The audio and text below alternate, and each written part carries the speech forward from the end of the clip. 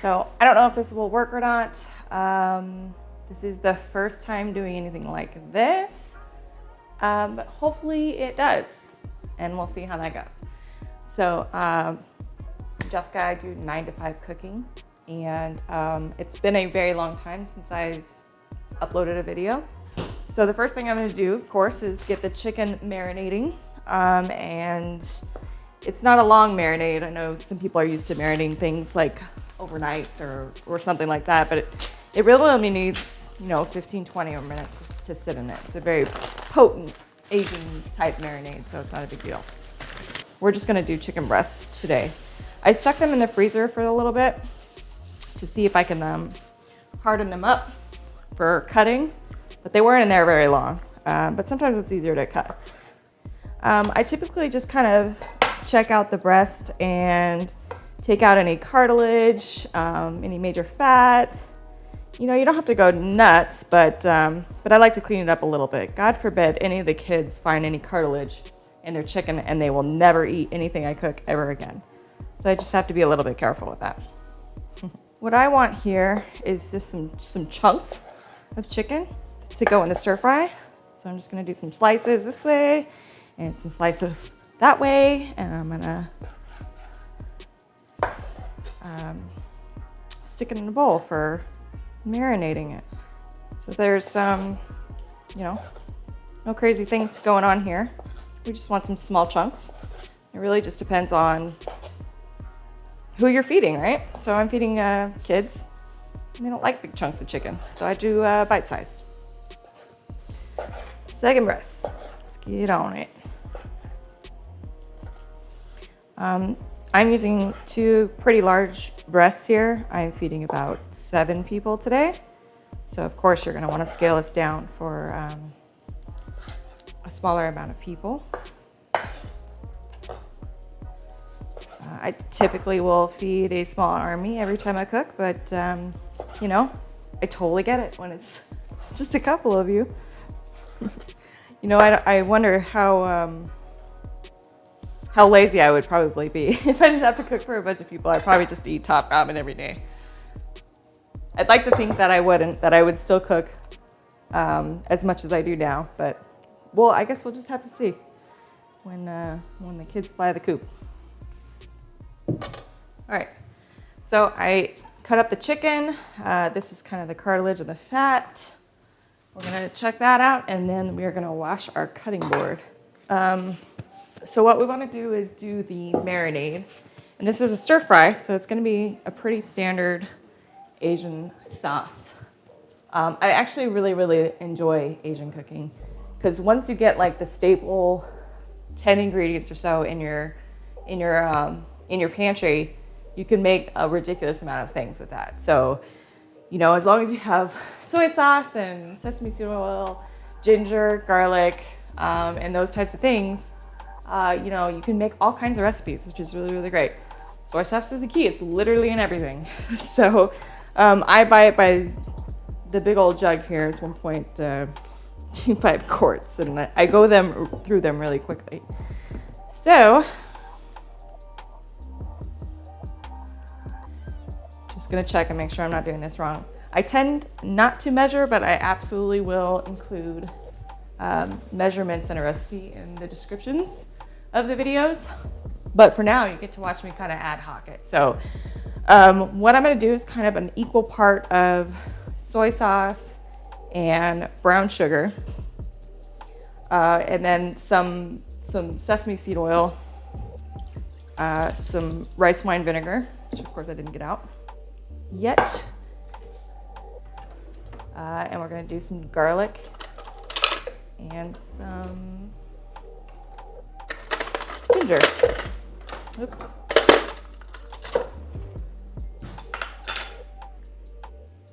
And I'm gonna get a whisk.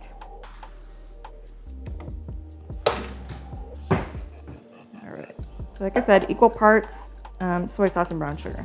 The reason that you'll find sugar in almost every savory Asian recipe is because the sodium content in the soy sauce is so high that you kind of have to balance it out. Otherwise, it's just gonna be too salty, too bitter. but the sugar enhances like the layers of flavor. So, and some people like it sweeter than some others don't. So I'm putting in the sugar to a little bit just to offset the soy sauce. But if you like your Chinese and your Asian cooking like a little bit sweeter, then just taste it along the way and add more. Right, so I have equal parts soy sauce and brown sugar. I put about 2 teaspoons of rice wine vinegar, and I'm gonna put about a teaspoon of toasted sesame oil. Okay. I'm gonna put some garlic. This is probably about 3 or 4 cloves worth. I'm cheating a little bit, but kindness is the essence. And I really, really, really hate when my fingers smell like garlic. I really do. Like, after I'm done cooking and I'm like sitting and watching TV or something like that, and I just smell garlic in my fingertips, no matter how many times I wash them, it just drives me a little crazy. So I don't like to touch it. And then the ginger, right? I gotta put that behind here. Now, I like to buy the ginger root, and it looks like this. Let's see if I can show you guys. So this is kind of a battered ginger root, but I buy them whole like that at the grocery store, and then I freeze it. So lots of people do different things, but that's what I like to do because then it makes it easy to get something like this, like a zester, and just zest the ginger in there. Now, this one I've kind of already peeled. I don't go crazy with the peeling. I really just kind of, get most of the skin off, but not a lot. I mean, the fact that I'm pretty much zesting it, it's not gonna hurt anybody, right? I like a lot of ginger, but it's really up to you and your taste, right? So that's why I don't tend to measure, because whatever recipes generally say, I change it up to match whatever my family members are. Oh, I am forgetting some sherry. And you don't need to worry, it will cook off, but I just like to put a dash. Just an extra little bit of flavor, right? It's not gonna bother the kids. It's not gonna be crazy. Okay, last but not least, another huge staple for Asian cooking is cornstarch.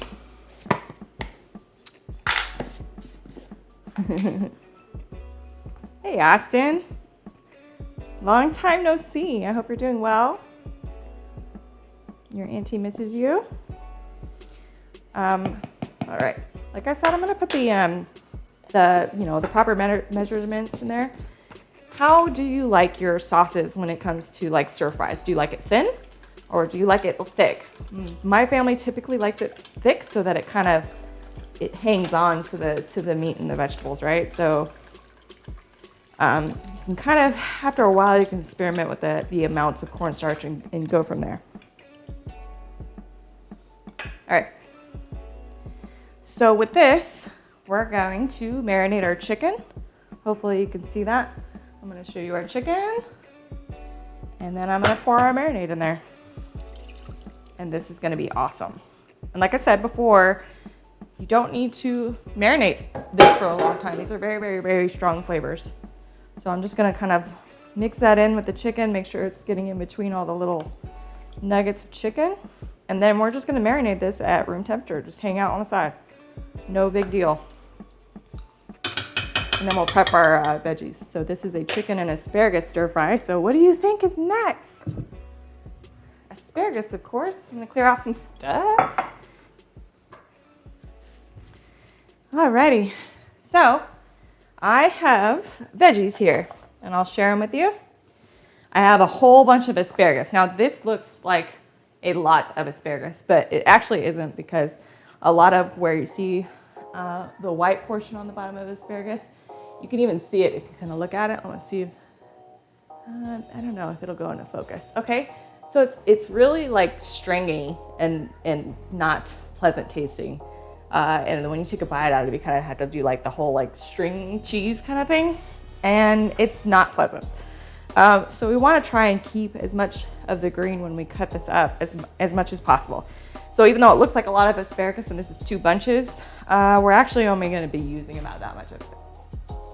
So what I'd like to do is grab the ones that have like a high white point on them, because they're gonna need to be cut about the same length, and then I'll cut the rest of them. So you notice here I kind of just grabbed the ones that have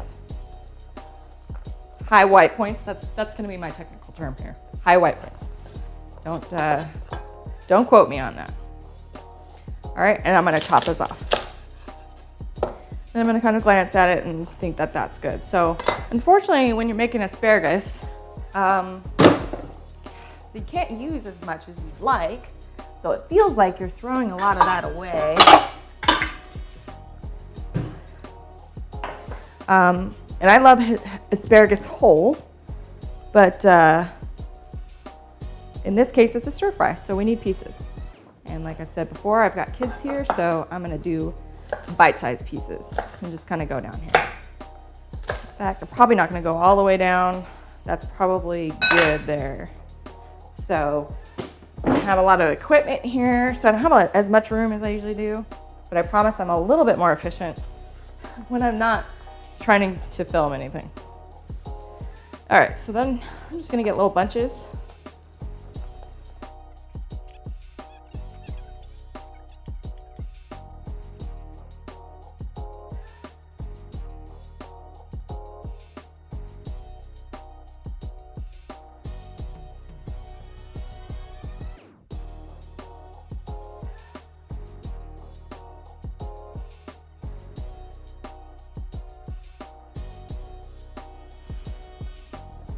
Right, so you can do whatever stir fries you want. If you want to take a shortcut, just get the assorted Asian vegetables frozen and just chuck those in there. You know what? I get it. I totally get it. We love fresh vegetables, but we don't always got time for that. You know what I mean? All right, so we got our asparagus, and I'm gonna do some green onions. What's great about the green onions in this specifically is that the kids won't see them amidst the asparagus. They just won't notice them. So you know, sometimes when kids see onions, they're like, ew, onions, I'm not gonna eat for 2 weeks. And then, you know, all hell breaks loose. So just gonna do a super thin. Like I said, I'm trying to hide these in there. And this is more for flavor than anything else. Green onions is also something that you'll find in just about every Asian recipe. If not in the recipe, it'll be in the garnish at the end. And I typically garnish with green onions and sesame seeds, toasted sesame seeds. All right, my bowl is getting a little full. Let's see if I can fit these on there. There we go. It's okay, nice and green. Nice and green. I'm gonna show you this in a second, because I know it's kind of far from the camera.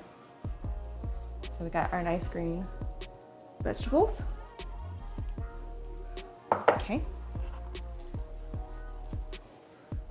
Last but not least, I'm gonna just chop up a little bit of red bell pepper. And I'm telling you what, this is mostly just for a pop of color. A little break from the green, right? We're not always being functional cooks, we're being aesthetic cooks as well.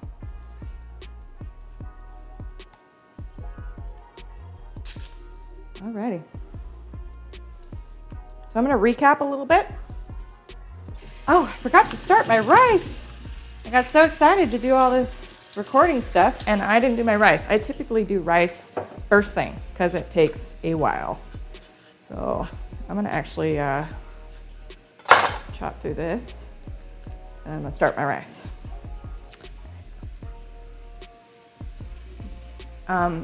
When I do these types of recipes, I like to do sticky rice. There's another name for it, but I have no idea what it is. Sticky rice is just what I go with, okay? So I'm just gonna put the rice in the pot.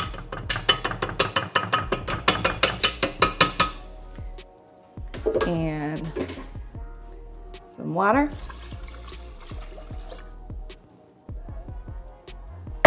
want to make sure we get all of the rice that's kind of hanging up on the top here. You need those guys to get in the pool so that they can cook. Now there's a bunch of different schools of thought on what to do with it now. But I'll tell you what I would do with it, and you can decide on your own what works best for you, right? All right.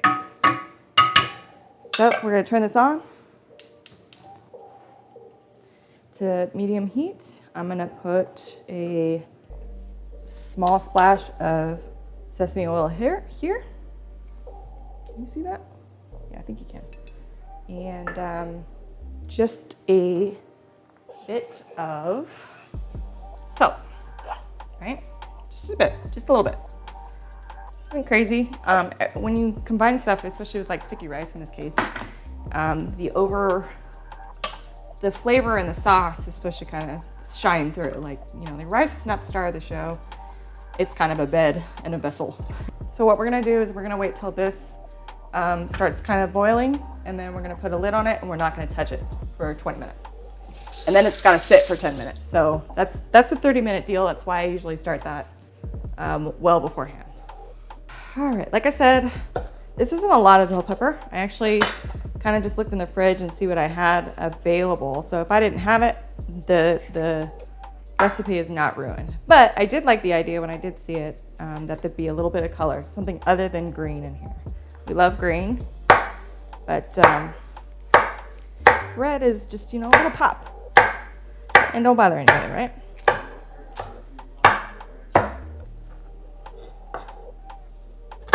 So just kind of some dice here, not super fine, just kind of in the middle. There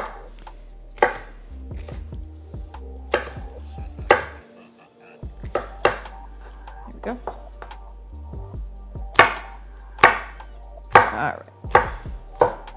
A little bit of color.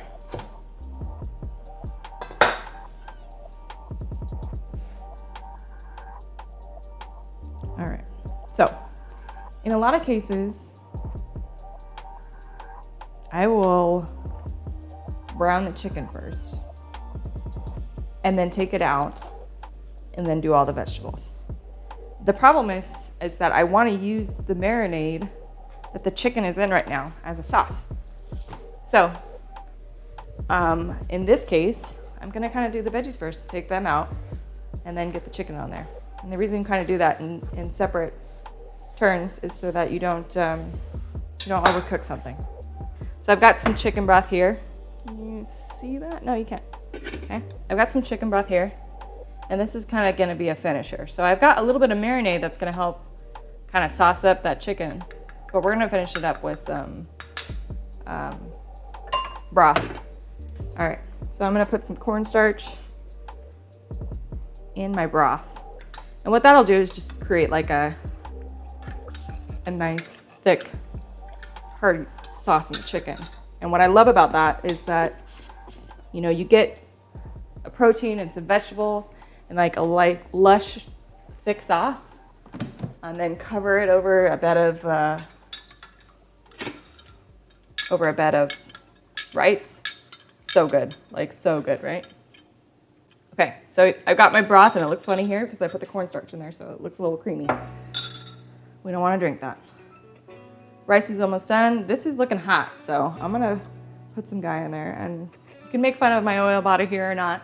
I did this before the coronavirus, so the bottle is perfect for oil. It just is.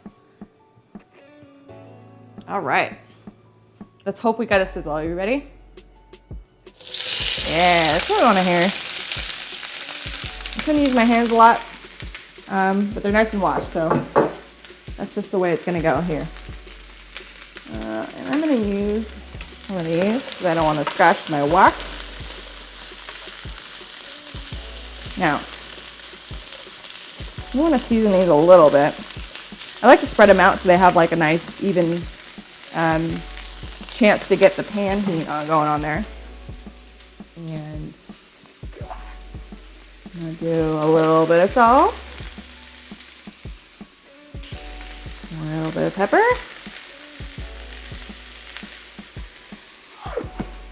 we're gonna do some pads of butter. Now, here's the thing about the butter, right? I think it adds flavor, but you could totally not do the butter and be all right with this.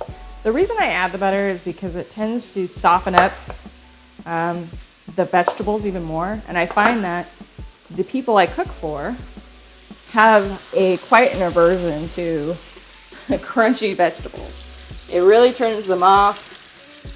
So I tend to have to overcook things a little bit more than I would if I were cooking for you, for example. It's kind of the same with pasta.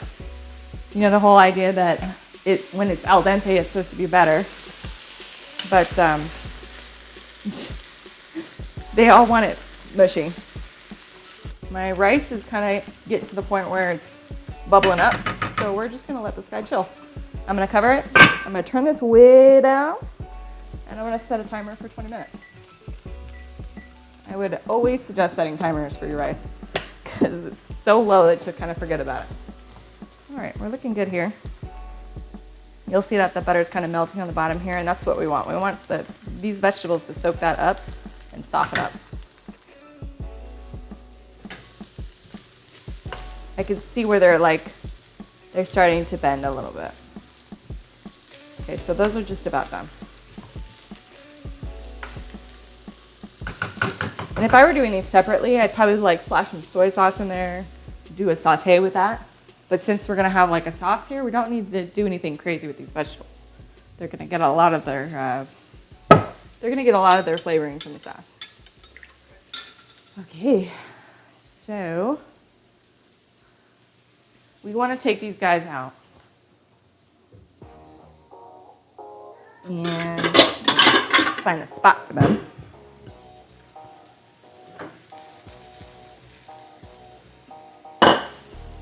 Try not to spill our beautiful vegetables here. Alrighty. All right. We're gonna do the chicken in there now. No need to clean. I just kind of stuck them in a bowl and I didn't spill. And I'm actually pretty proud of myself on that fact. All right, so we got our chicken marinating here.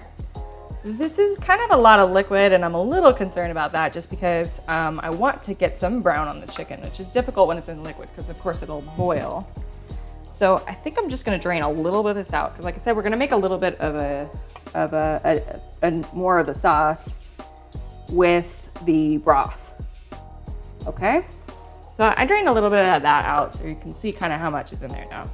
So my wok should be screaming hot, it definitely is. And I'm gonna stick this guy in here. Again, just like with the vegetables, you want to spread this out. You don't want them on top of each other. Spread out your chickens. Let them breathe. Socially distance our chicken. Okay? And I'm going to let that hang out. Do not disturb the chicken because we want it to kind of, the chicken that's there is exposed to the side of the bowl and get that little bit of browning. Hopefully. Doesn't always work out that way. Really depends on how much liquid's in there, but we can be hopeful. I think it might be safe to move this around a bit.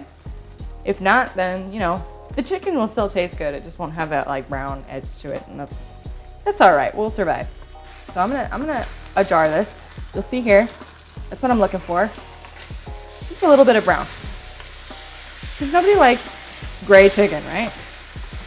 And I like this because this gives people the notion, at a glance, that it's been grilled in some fashion. And I'll tell you what, I don't even own a grill, so I'm gonna trick everybody into eating my food and saying, oh man, look at this char and this awesome grilled chicken, when in fact it wasn't, and I just stuck it in a wok and I sat it there for a few minutes. So that's exactly what I was going for, and I hope you see why I did what I did here. So I smush it around a little bit, hopefully get some more of the non-pink or the pink guys on the outside, give them a chance to cook, and we're gonna hang out a little bit longer here. You can see where it's bubbling up. It is super thick, okay? But no worries, right? This probably would be, you know, something on its own, but coating it with that cornstarch broth mix will really hit home. And don't forget, we have our vegetables that we're gonna be reintroducing later in that awesome thick sauce. and it's just gonna be beautiful. Let's get our garnishments ready because I think we're getting towards the end. I have these water chestnuts that are gonna go in towards the end when I introduce the vegetables back into the gene pool. But I also wanna get some toasted sesame seeds. And these look like this, okay? And you just gotta throw that on every single Asian thing that you make because that's just the way it goes. All right, so we're kind of checking out our chicken. We don't want to, we don't want to, you know, give anybody salmonella, right? So we want to make sure this is completely cooked. Keep an eye on your bigger pieces of chicken, and it's really kind of hard to see when it's covered in a sauce, right? So what I would suggest is find like your big pieces of chicken and poke it a little bit. And can you see that? No, you can't. Let me bring this guy over here. So this is a big piece of chicken, for example. I think you can see that, right? And if I poke it, when it's still kind of raw on the inside, it's really springy. Whereas, you know, maybe a smaller piece is that was a bad example. So this one, you know, I poke it like it's solid. You can see that it's cooked. But you can also kind of feel it. So if it feels like squishy, like it would bounce if you threw it on the floor, it's probably a little bit pink in the center. So we're gonna cook this a little bit longer than we probably should, just to be sure. Do not mess around with chicken. Trust me on that. Nobody will forgive you, and they will never eat your food again if you serve them undercooked chicken. That's not true. I have done it before. I think it's just a rite of passage. Look how beautiful that sauce is coating like all that chicken, and it's really amazing. Like I said, this is probably good on its own. All right, I think we're doing good. So I think it's been in here for a couple minutes. And really the important point is that this chicken is cooked all the way through. Now we're still gonna be cooking it for a few more minutes. So even if it's close, that's probably good enough for now because it's gonna spend a little bit more time in here. All right, I think we're good. I'm poking those bigger pieces and they are looking really good. I am going to introduce our broth and cornstarch mixture. All right. And I'm also going to introduce our vegetables back in here. Doesn't that look good? Seems like there's a lot going on here, but it's not. And you watched me do it, so super simple. Okay, now you're like, oh my God, Jessica, you ruined it. I didn't. It will thicken up and it will gloss over these vegetables. And like I promised you before, we're going to add some water chestnuts. You can dice these up, and I like them because, you know, if they're this size, they can not eat them if they don't like them. You know, sometimes I do that with mushrooms, where some of my family members do not like mushrooms with a heated passion. But I use them to flavor a lot of things. So for example, I make turkey lettuce cups, and those like have to have like the umami of the mushroom in the meat to make them good. So in that case, it's diced really thin for the flavoring. But if they're small pieces where it's really hard, that's our rice. I don't know if you can hear that. This is our rice back here. That's been 20 minutes. So what I'm gonna do is I'm gonna stop the timer because it drives me crazy if it goes on and on. But this needs to go for 10 minutes. So I don't need to set a timer for that because it can go over if it wants to. But that needs to go about 10 minutes. And I think that's good timing because we're gonna let this thicken and then it's gonna chill while we set the table and stuff. So this is good. You can watch it thicken. You see it? It's already starting to thicken. You see that? See how beautiful the color of the sauce is? So we had like a really beautiful sauce before. It was darker. It was probably very flavorful in its own right. So putting the broth in here kind of spreads out that sauce action that's gonna coat our rice as we put on it.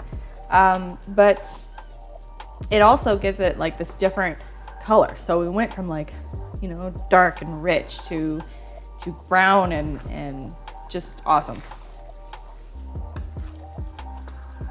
And you got to watch it happen. This is like you know, the circle of life when it comes to Asian sauces. So I put it in there. You saw how thin it was, and that cornstarch just really helps it. Now, I want to say specifically that the heat has to be kind of high for cornstarch because it needs this bubbling in order to thicken. If you put cornstarch in something that's not bubbling, then it's not going to thicken, and you're just going to have thin sauce. And unfortunately, there is such thing as putting too much cornstarch in a sauce because it makes it like chalky. So this is what we're looking for. I'm just gonna let this thicken up a little bit more. We still have about 6 minutes left on our rice for chilling. And then I kind of put it all together and show you what it looks like. And you know, do the quintessential tasting in front of you. I think this is good. Okay, we still got about 5 minutes on our rice, but I'm gonna turn this off because it doesn't need to go as vigorous as it's going now. Because you need to fluff it. I know it sounds weird, right? Okay, so as you can see, when it comes out of when you first start cooking, it's just kind of this patty on below. All right, and I'm gonna just rake at it with my fork. And it's actually slightly wetter than I like it to be, but it will dry out a little bit. So I'm taking off the lid. The important thing is that it's cooked through. Okay, it's cooked through. We're good to go. We didn't burn it on the bottom, that's a plus. And we're gonna let this expose itself to air for a few minutes. All right, so I'm gonna get a little bit of rice. This is unfortunately a little bit more wet than I like, okay? It's okay, I need to work on my Asian finger trick. Okay, got some rice there. And we got our wok of awesome goodness. Now, I'm gonna change my thing out a little bit and get a nice big spoon with no slots in it. Bring this over here.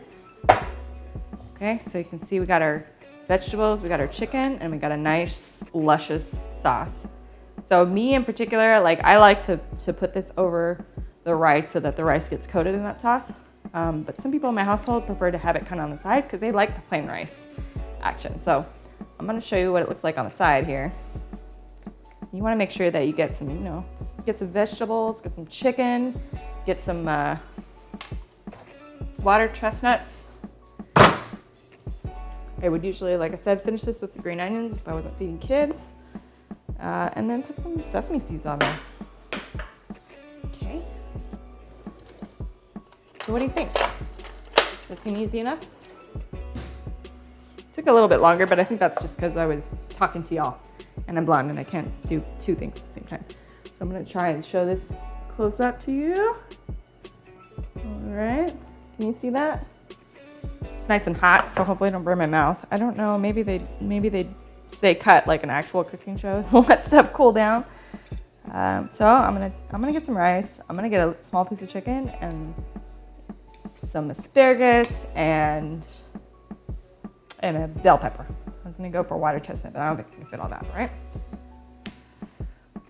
So I'm gonna come over here and you can watch me because I don't know why people want to see people eat food, but maybe so that they know it's not disgusting. You know what, the sauce could probably be a little thicker if I left it for a little bit longer. So, but it's really awesome. It's like not too salty, you can't even taste the sugar in it. It's just pretty awesome. The chicken is fully cooked and it's got that kind of brown on the outside that we tried to get. Asparagus is a little overdone, but you know, probably perfect for my family members. And that crunch of the water chestnut. Man, that tastes so good with that sauce. All right. Thank you for joining me today. Please let me know if you have any questions about this. I will try and put the recipe in there. But if you have questions about how to kind of make this your own, I'm more than happy to talk to you about it. And if you hate me, you can tell me that too. I don't mind. All right, guys. Take care. I will see you next time.